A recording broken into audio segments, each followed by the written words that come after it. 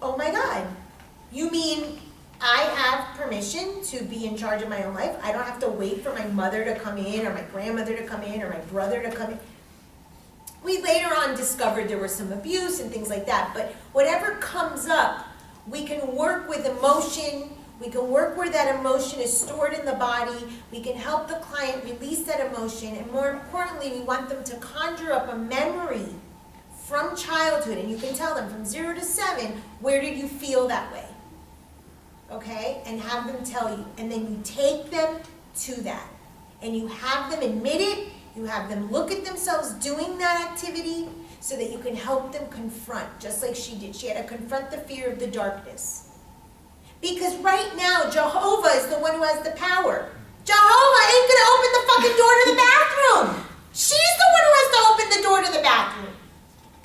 So Jehovah has all the power. And I speak respectfully because I come from the same trauma that she has.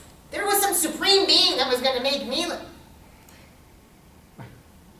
She's the one who has to open the door to the bathroom. She's the one who had to stand in the darkness. No one was going to do that. And I didn't have her go into the bathroom and do more and more and more because obviously we're in a class setting. But in a session, you can actually have the client go in and you want them to do the biggest fear.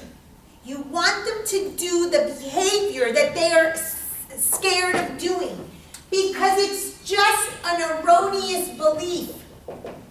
So have them do it.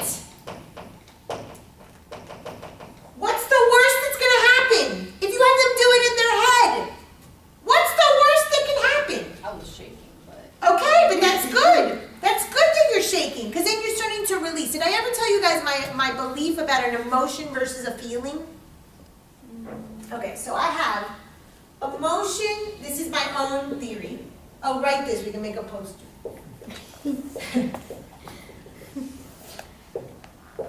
Okay, so Thanksgiving just passed. Anyone go to the grocery store before Thanksgiving to go grocery shopping? Yes. The worst experience ever, right? I The said lines are Happy wrapped Thanksgiving around Publix, it's horrible. You're just standing there and waiting for the cashier to attend to you. Anybody see a mother with little kids? Yes. Yeah. Okay, of course. And the kids are crying. "Ah!" And what does the baby do? I want that. I want the M&Ms. I want. And what does the mother do? No. She just stands still. Yeah. Sometimes, but after 30, 40 minutes, that the cashier, the mother says, fuck it, here's the goddamn M&Ms. Take the M&Ms, just shut the hell up. Okay? That is my opinion of an emotion versus a feeling. Okay, so I'll use a different example. You're with your child, and we'll go to the no. I'm just saying, because that's what happens. And I used to tell parents all the time, do not give in. Do not give in. Okay, so the parent says no.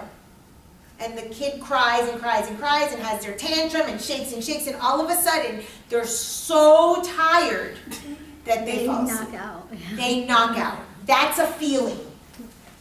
What happened to that child that they got so tired? Exhausted. They're exhausted because they felt every single bit of that feeling. Yeah.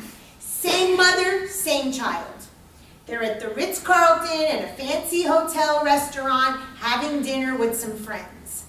The kid is starting to have a tantrum and the mother looks over and goes like this. And the kid knows that means shut the fuck up. Yeah. And the kid sits still, and the kid eats his meal, and the kid doesn't say anything. That's an emotion. What happened? He felt that eye stare. He felt the stare. He felt what I have to say is not of value. He felt invalidated. He felt not heard. He felt a gazillion things. But he knew, I better sit still. Same kid, same mother. One's a feeling, one's an emotion. This is my opinion. This is how I describe it. A feeling is when you can fully process an emotion. Feel it to its depth. Tremble if you have to. Scream if you have to. Have the temper tantrum. It's like orgasmic. It's orgasm for the psyche. On the other hand, if you don't, because you're not allowed to, because your parents said children should be seen, not heard. You're not, what you think is not valuable. Be quiet. In front of my friends you can't talk. You better not interrupt me. All these things that we're all told.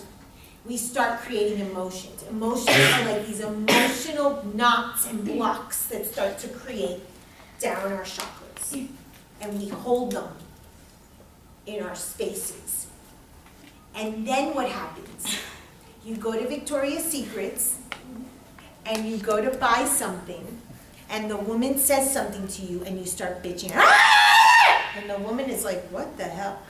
You have no problem with the woman of Victoria's Secrets. What you have done is you have connected to one of those knots when your boyfriend in middle school told you were fat. And you're frustrated because the bra or the underwear is a size large and you wanted it to be a small. And now you're yelling at the woman at Victoria's Secrets, but really you're yelling at Pablo from 5th grade or 6th grade. And that's what happens. So when you get angry at the car accident, you get angry at your friends, or you get angry at your boyfriend or your girlfriend or your spouse, you're not angry at them. You're angry at traumas that happened to you, in my opinion, from conception to 7, that are tied in knots that I call emotions up and down your chakras. And so with anxiety, we'll bring up the emotion that is unresolved. And in therapy, you can ask your client to close their eyes, to go in, see where they feel it. Ask them to talk about that feeling and then bring them to a moment from 0 to 7 where they felt that same emotion. Have them confront the emotion, do exactly what they're afraid of doing, and guess what? You'll have a baby in your office for a few minutes. And what happened? She felt better. So you can help people come to the present moment and be more at peace with emotions when you do that with them. So we're going to practice that today. So who wants to be the first 2 guinea pigs?